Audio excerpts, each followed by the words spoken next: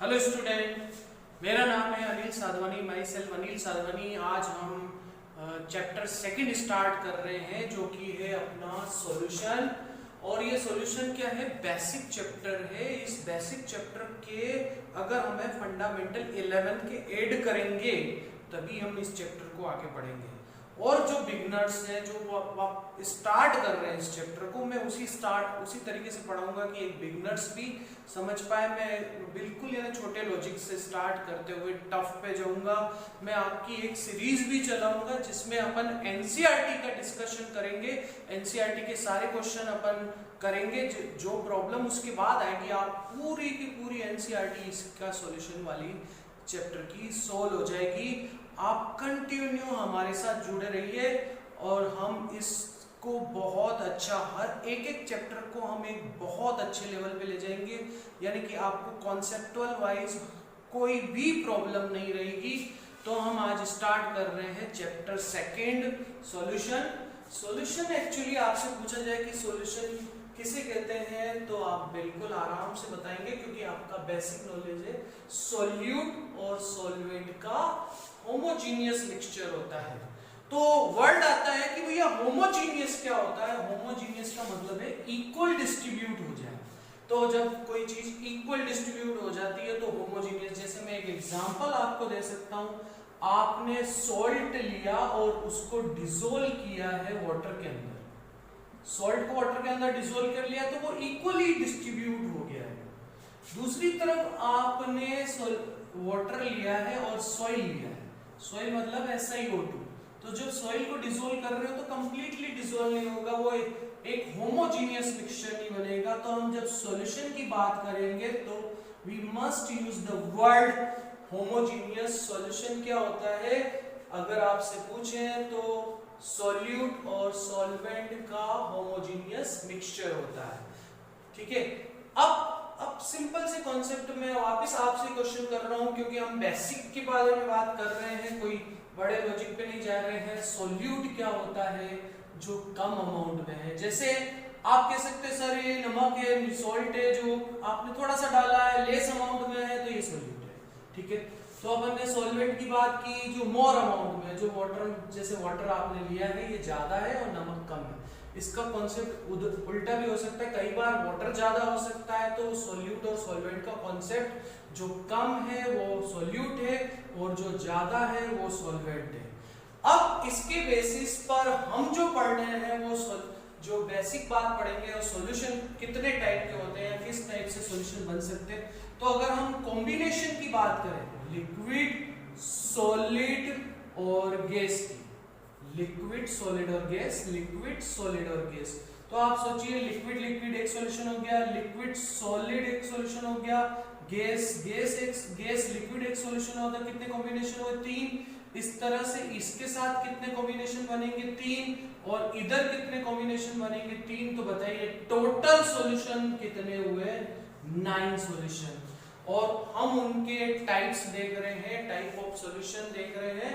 और इनके type of solution जो होते हैं, जैसे गैस सॉल्यूशन है। अगर आपसे पूछते हैं कि गैस सॉल्यूशन क्या है, आप सॉल्वेंट पे जाइए। अगर गैस ज्यादा है किसी में तो वो गैस सॉल्यूशन है। नेक्स्ट क्वेश्चन पूछते हैं, sir what is liquid solution?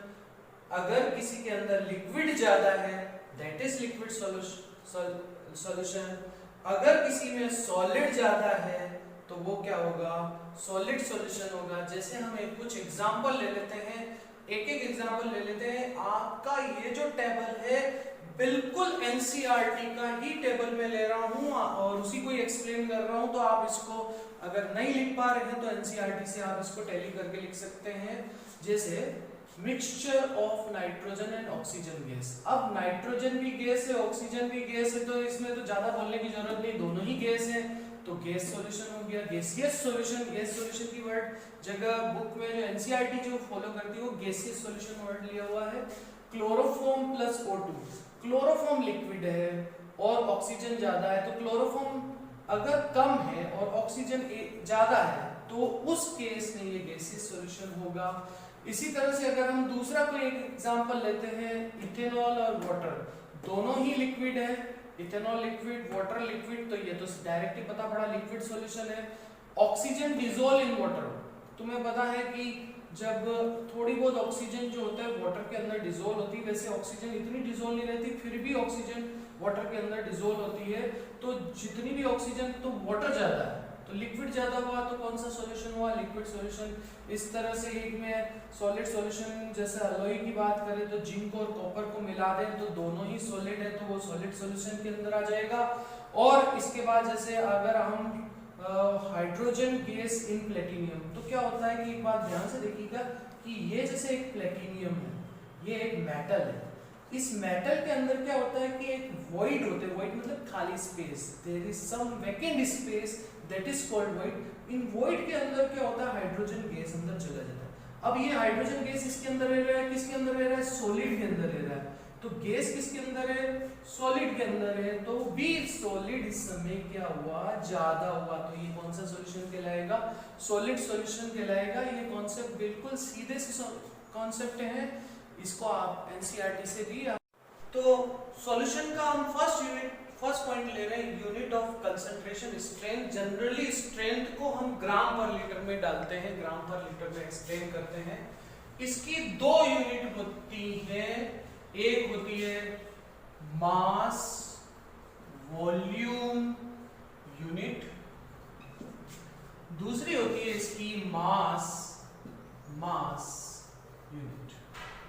तो हमारे पास दो यूनिट है, मास वॉल्यूम यूनिट और मास यूनिट। मास का मतलब एक को हमने दूसरे वॉल्यूम में डिसोल्व किया, इसलिए मास वॉल्यूम यूनिट कहलाता है।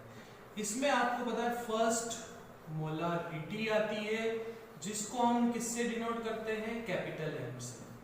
सेकंड नॉर्मलिटी आती है, जिसको हम किससे डिनोट करते हैं? कैपिटल एन से डिनोट करते हैं। ठीक है, इसी तरह से मास वॉल्यूम मास यूनिट कौन कौन सी है? फर्स्ट है मोलारिटी, मोलारिटी को स्मॉल एम से सिंबलाइज करते हैं। Second mole fraction, mole fraction को हम x से डिनोट करते हैं। तीसरा है आपका मास परसेंटेज। मास परसेंटेज के बाद आती है पार्ट पर मिलियन।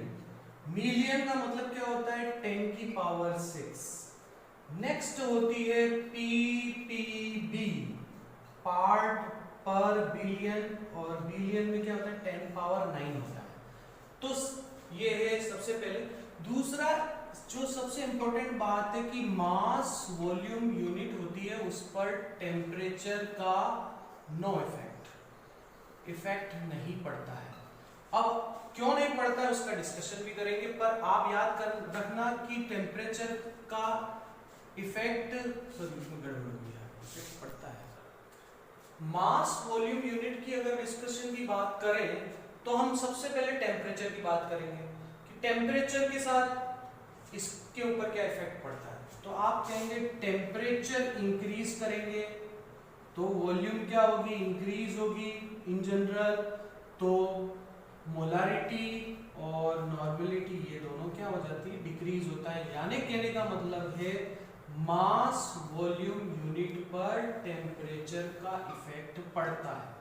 तो ये आपको याद रखने वाली बात है कि कॉन्सेप्चुअल बात करें कि टेम्परेचर का इफेक्ट इन दोनों पर पड़ता है। जहां पे भी वॉल्यूम आएगा टेम्परेचर का इफेक्ट पड़ेगा।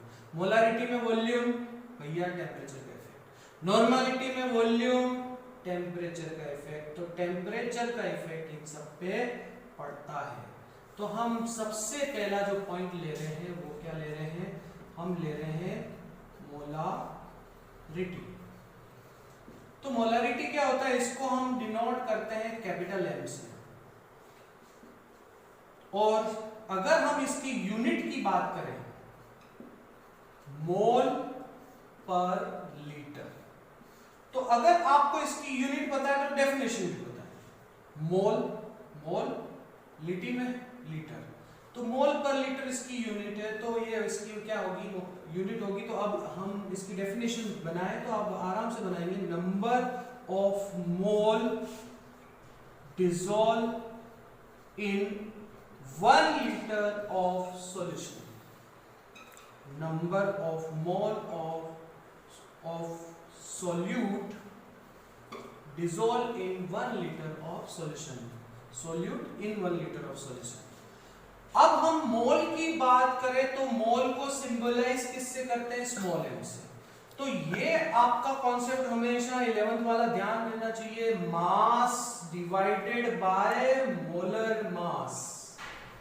तो मोल क्या होता है? मास डिवाइडेड बाय मोलर मास. ये बिल्कुल हमेशा दिमाग में रखिए. इसके बाद हम इसको ले रहे हैं नेक्स्ट पेज पे. m क्या है? Mass number of mole of solute divided by volume. ये जो वॉल्यूम ले रहे हैं वो किसके अंदर ले रहे हैं? लीटर के अंदर. तो नेक्स्ट क्या आ जाएगा? मोल आपको पता है मोल क्या होते हैं?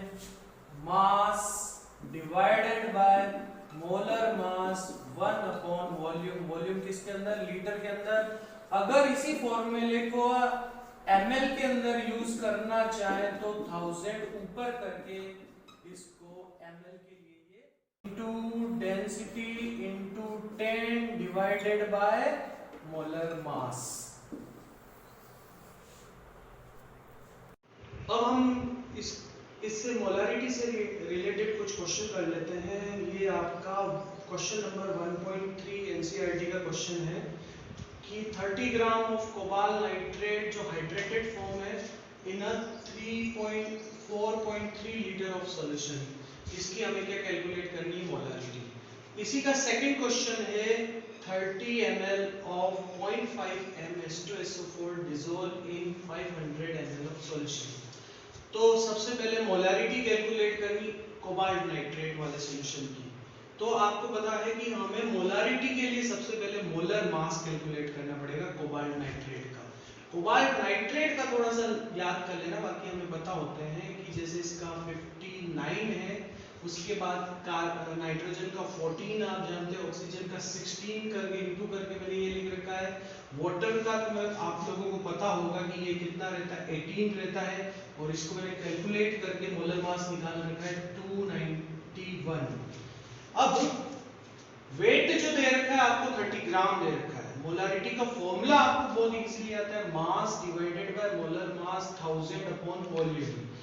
मास कोबाल्ट नाइट्रेट का 30 ये आ गया. मोलर मास हमने निकाल रखा है 291 और लीटर में कैलकुलेशन, इसलिए लीटर कितने ले रखे हैं? 4.3 लीटर. इसको मैंने यहाँ ले लिया. और आप मोलारिटी की यूनिट जानते हैं मोल पर लीटर. तो बहुत सिंपल सा डायरेक्ट फॉर्मूले बेस पे क्वेश्चन था. मास divided by molar mass 1000 upon volume पे. अब नेक्स्ट वाला क्वेश्चन जो है वो 11 के कॉन्सेप्ट पे बेस है, इसलिए 11 के कॉन्सेप्ट को मैं समझाने से पहले मैं एक बात बता दूं. जैसे ये आपका कोई सॉल्यूशन है m कंसंट्रेशन का, m कोई भी कंसंट्रेशन हो सकती है. जब m1 मान लेता हूं, जब आप इसके अंदर कुछ वाटर या कुछ एडिशन करेंगे तो उसकी कंसंट्रेशन चेंज हो जाएगी और वो कंसंट्रेशन कहलाएगी m2 कंसंट्रेशन. तो m1 कंसंट्रेशन से m2 कंसंट्रेशन को नोन करने के लिए हमारे पास जो बेसिक फॉर्मूला होता है m1 v1 is equal to m2 v2. वापस समझिए कि मेरे पास एक स्टैंडर्ड कोई सॉल्यूशन पड़ा हुआ है और आपने कुछ वॉल्यूम ऐड किया है. उस फिक्स वॉल्यूम को ऐड करने के बाद उसकी कंसंट्रेशन जो चेंज होगी, इस तरह के जैसे क्वेश्चन है, उसको सॉल्यूशन सॉल्व करने के लिए फॉर्मूला क्या चलेगा? m1 v1 is equal to m2 v2.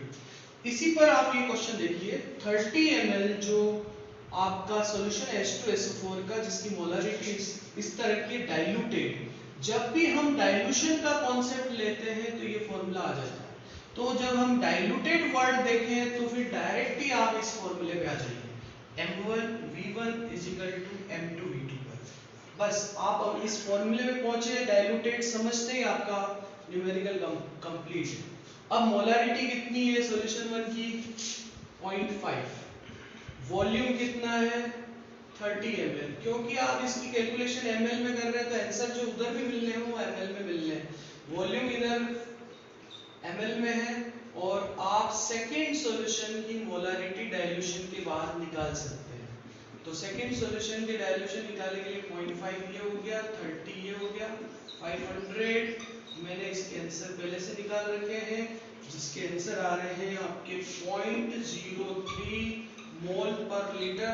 मैं इन चीजों पर वर्कआउट नहीं करूंगा, मैं कॉन्सेप्ट पे वर्कआउट करूंगा ताकि आप जल्दी से उस चीज को समझ सके, हमारा वीडियो शॉर्ट में रहे और हम जल्दी से काम कर सके।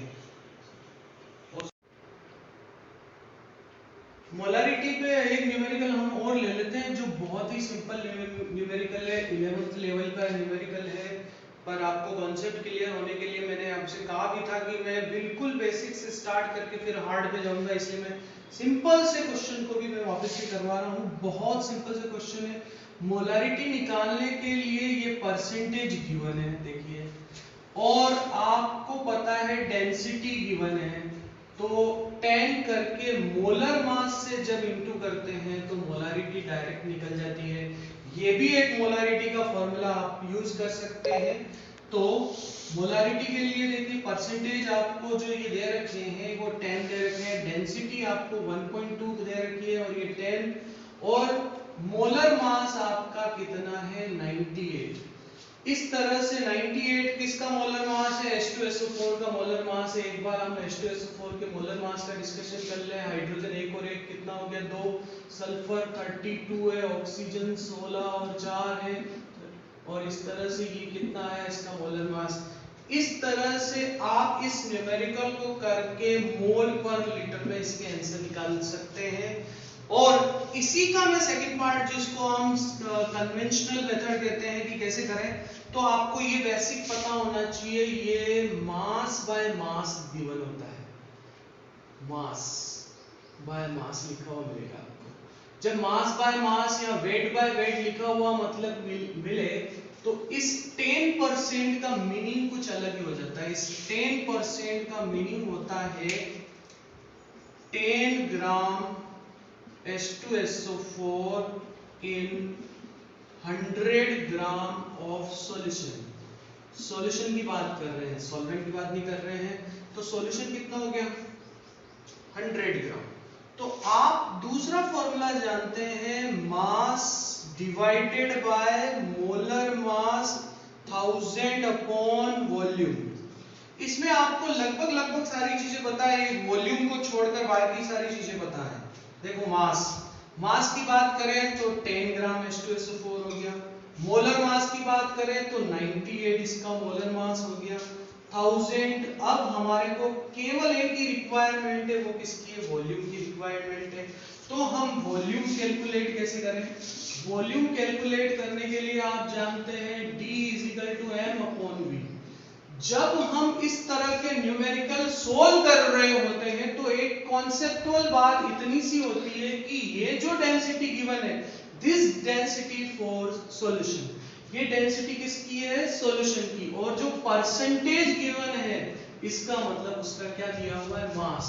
तो V = m/d करके हम उसका क्या निकाल सकते हैं, वॉल्यूम निकाल सकते हैं। जैसे मास परसेंटेज की बात कर रहे हैं तो 100 हुआ, डेंसिटी कितनी दे रखी है आपकी 1.2, इसमें क्या आया आपका ml, ml को हम cc भी लिखते हैं, सेंटीमीटर क्यूब या सेंटीमीटर क्यूब भी लिखते हैं। हम अगर फ्लो में चलेंगे तो ध्यान भी रहेगा, इसलिए मैं बताता चल रहा हूँ। नेक्स्ट, अब आप इसको फॉर्मूले में पुट कर लीजिए, mass molar mass 1000 upon volume. अब हमारे पास वॉल्यूम भी आ चुका है। देखिए मास कितना है इसका, मास है इसका 10, मोलर मास हो गया इसका 98,000। अब वॉल्यूम की बात करें तो ये 1.2। इसको आप डिडक्ट करने के बाद जब ये फॉर्मूला जब देखेंगे और ये फॉर्मूला देखेंगे तो आपको सेम मिलेगा, मतलब कि इस कैलकुलेशन और इस कैलकुलेशन का मीनिंग एक है, वो शॉर्ट में हो जाता है और इसलिए इसको प्रेफर किया जाता है। इसकी यूनिट भी क्या आ जाएगी, मोल पर लीटर आ जाएगी।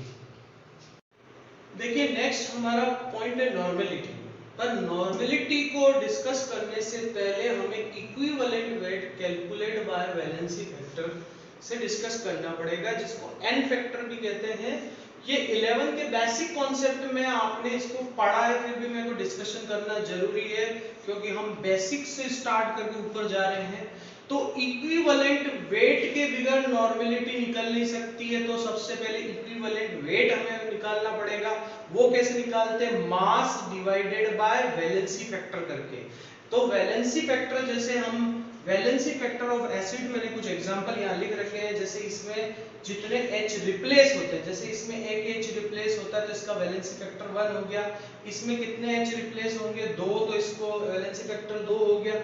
इसमें कितने H रिप्लेस होंगे? 3 होंगे, तो इसका वैलेंसी फैक्टर 3 हो गया।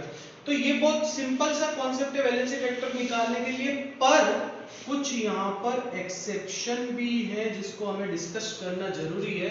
जो कई बार इनके ऊपर क्वेश्चन आ जाता है, क्योंकि आप इसको कंपटीशन के साथ को मर्ज करके पढ़ रहे हैं या बेसिक 11 के साथ मर्ज करके पढ़ रहे हैं, दोनों जगह पर काम आ जाएगा। तो जैसे इसका वैलेंसी फैक्टर 3 है, इसका वैलेंसी फैक्टर दिख तो 3 रहा है, ये दो, इसका वैलेंसी फैक्टर दिख तो 3 रहा है, पर रिजल्ट जो आता है 1 आता है। इनको डिस्कस करने के लिए सबसे पहले आप इनके स्ट्रक्चर पे जाइए। फास्फोरस का ग्रुप नंबर होता है 15, तो 15 का मतलब है उसकी मैक्सिमम वैलेंसी कितनी हो जाएगी? 5। तो कितनी वैलेंसी हुई? 5। देखिए 1 2 3 4 और 5। तो सबसे ऊपर यहाँ ऑक्सीजन लगा दीजिए। अब जितने H है उतने OH के साथ जोड़ देते हैं, तो ये OH OH और OH। तो इसका वैलेंसी फैक्टर आपको 3H रिप्लेस होने वाला H 3 है, तो इसका वैलेंसी फैक्टर हमें डायरेक्ट ही यहाँ से पता पड़ रहा है कि इसका वैलेंसी फैक्टर कितना हो रहा है? 3 हो रहा है। चलिए हम इसके फॉर्मूले को डिस्कस करें। तो P 1 2 3 4 5, इसमें से H और OH, H जो है एक ऑक्सीजन यहाँ आ गया, तो OH OH और H रहेगा। देखो आप कैलकुलेट करके देखिएगा तो आपको ये पता पड़ेगा यहाँ H रिप्लेस होने वाले कितने हैं? 2, तो इसका वैलेंसी फैक्टर कितना हो जाएगा? 2 हो जाएगा। अब हम H3PO2 की बात करें तो इसका जो फॉर्मूला बनेगा वो इस तरह से बनेगा, P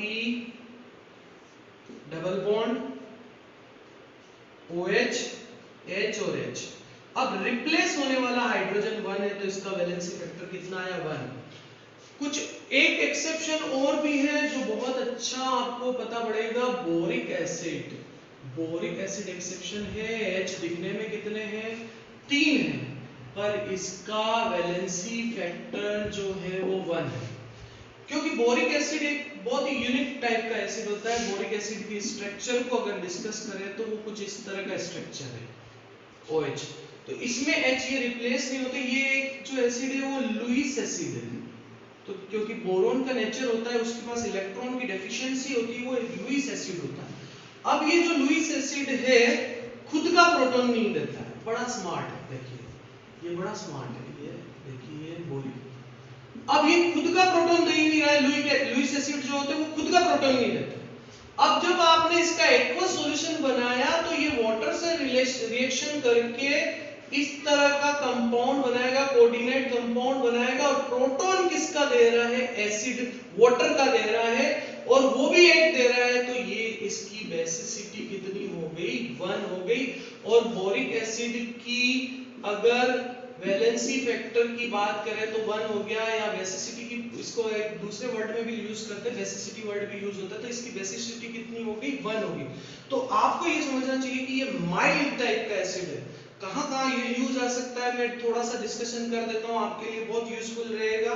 कि आइस में आपने सुना है कोई एसिड नहीं डाल सकते हैं, पर बोरिक एसिड ऐसे कोई काम नहीं करेगा। अगर वाटर के साथ है तो माइल्ड एसिड है, जब आंख में डालते हैं तो ये एक एंटीसेप्टिक की तरह, यानी फ्लू के केस में ये काम आ सकता है, या जलन के केस में ये काम आ सकता है। बोरिक एसिड को पानी के साथ मिलाकर कहीं घाव पे लगाया जाता है तो वो एंटीसेप्टिक की तरह काम आता है। तो ये अलग ही टाइप का एसिड है। तो आप इसकी वैलेंसी फैक्टर ध्यान रखिए 1। जो मैं एक्सेप्शन है उनका डिस्कशन वापस बता देता हूं। जैसे इसका वैलेंसी फैक्टर 3 है, यहाँ एक्सेप्शन नहीं है, यहाँ 3 की बजाय 2 है, यहाँ 3 की बजाय 1 है, यहाँ पे 3 होना चाहिए, पर वैलेंसी फैक्टर बोरिक एसिड का 1 है, क्योंकि ये लुईस एसिड है। बोरोन इलेक्ट्रॉन डेफिशिएंट कंपाउंड होता है।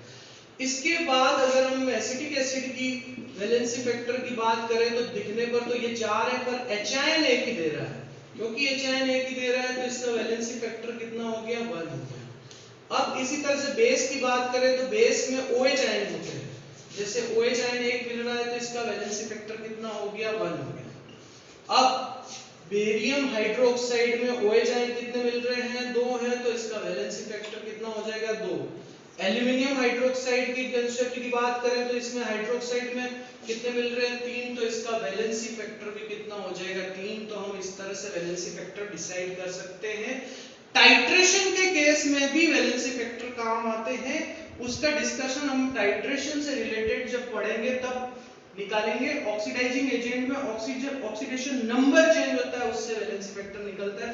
मैं कुछ एक एग्जांपल सोल्ट का भी दे देता हूं, जैसे सोल्ट है तो सोल्ट में किसी के ऊपर भी जो वैलेंसी है एक के ऊपर, जैसे केटाइन की वैलेंसी 1 है तो इसका वैलेंसी फैक्टर कितना आ जाएगा, 1 आ जाएगा। इस तरह से हम उनके वैलेंसी फैक्टर को डिस्कस कर सकते हैं और इसी वैलेंसी फैक्टर के बेस पे हम नॉर्मेलिटी को कैलकुलेट कर सकते हैं। एक बहुत इंपॉर्टेंट रिलेशन बता रहा हूं, normality is equal to molarity into valency factor. हमने मोलरिटी कैलकुलेशन सीख ली थी, अगर हमारे को वैलेंसी फैक्टर आता है तो नॉर्मेलिटी भी कैलकुलेट कर सकते हैं। ये एक बहुत अच्छा सा रिलेशन है जहां यूज करते हैं।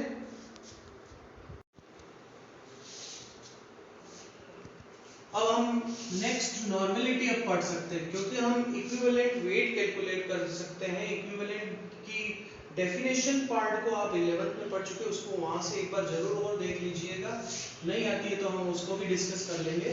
तो नॉर्मेलिटी के लिए number of gram equivalent weight of solute dissolved in 1 liter of solution. Number of gram equivalent weight of solute dissolved in 1 liter of solution. तो ग्राम इक्विवेलेंट वेट क्या होता है, कैसे निकालते हैं? जैसे आप मोल निकालते हैं, मास डिवाइडेड बाय मोलर मास करके। मोल कैसे निकालता आपने, मास डिवाइडेड बाय मोलर मास करके। यहाँ पे इक्विवेलेंट वेट, मास की जगह क्या आ जाता है, equivalent weight divided by molar mass करके। इस तरह से ग्राम इक्विवेलेंट वेट आ जाता है। तो equivalent weight mass divided by equivalent wait करके इसको निकाला जा सकता है। मास मास कॉमन हो जाएगा, नीचे मोलर मास की जगह क्या आ जाएगा, इक्विवेलेंट वेट आ जाएगा। इस तरह से हम इसको कैलकुलेट कर लेंगे। तो normality is equal to mass divided by equivalent weight 1 upon volume. Normality is equal to mass divided by equivalent weight 1000 upon volume. ये आप लीटर वाले फॉर्मूले के लिए यूज करेंगे और ये ml के लिए। और सबसे इंपॉर्टेंट बात वापस से डिस्कस कर लें तो टेम्परेचर चेंज जब होगा या इंक्रीज करेंगे तो नॉर्मेलिटी इंक्रीज होगी, वॉल्यूम इंक्रीज होगा, और वॉल्यूम इंक्रीज होगा तो नॉर्मेलिटी क्या हो जाएगी, डिक्रीज हो जाएगी। तो आप एक बात याद रखिए कि normality is inversely proportional to temperature. Similarly molarity is inversely proportional to temperature. Both normality and molarity are affected by temperature. तो दोनों टेम्परेचर से क्या होती हैं, इफेक्टेड होती हैं। ये हमें ध्यान रखने वाली बात है। और सबसे इंपॉर्टेंट जो फॉर्मूला है नॉर्मेलिटी और मोलरिटी में relation, normality is equal to molarity into valency factor. और वैलेंसी फैक्टर निकालने के लिए आप जैसे HCl है, इसमें से वैलेंसी फैक्टर आप कह सकते हैं कितना होगा, 1। जैसे मैं एक छोटी सी बात करके बताता हूँ, HCl का इक्विवेलेंट वेट निकाल के बता देता हूँ। जैसे H हो गया 1 और 35.5 है, और इसका वैलेंसी फैक्टर कितना आ रहा है, 1, तो 36.5 अपॉन 1, तो इसका इक्विवेलेंट वेट ही आएगा। अगर मैं H2SO4 का इक्विवेलेंट वेट निकालूं तो इक्विवेलेंट वेट निकालने के लिए फॉर्मूला क्या है, मास डिवाइडेड बाय वैलेंसी फैक्टर। मास H2SO4 का थोड़ी देर में डिस्कस किया था 98, डिवाइड करोगे 2 से, 2 कहां से आया वैलेंसी फैक्टर, ढूंढिए ये रहा 2, तो ये इसका वैलेंसी फैक्टर है, तो ये हो गया 49। इस तरह से ये वैलेंसी फैक्टर निकल जाएगा। ये 11 से रिलेटेड बेसिक कॉन्सेप्ट है, लेकिन हम अगर उन चीजों को भूल गए तो ये बेसिक कॉन्सेप्ट हमारे इस चैप्टर में थोड़ी सी प्रॉब्लम देने लगते हैं, न्यूमेरिकल में चेंज कर प्रॉब्लम आने लगती है, तो मैं डिस्कशन मिक्स करके कर रहा हूं। Thank you very much student, हम आज यहीं तक रख रहे हैं। नेक्स्ट लेक्चर में इसी के आगे हम न्यूमेरिकल के साथ दूसरे पॉइंट भी लेते रहेंगे, और अगर आपको ये अच्छा लगता है तो आप अपने दोस्तों को शेयर कीजिए, सब्सक्राइब कीजिए। Thank you very much.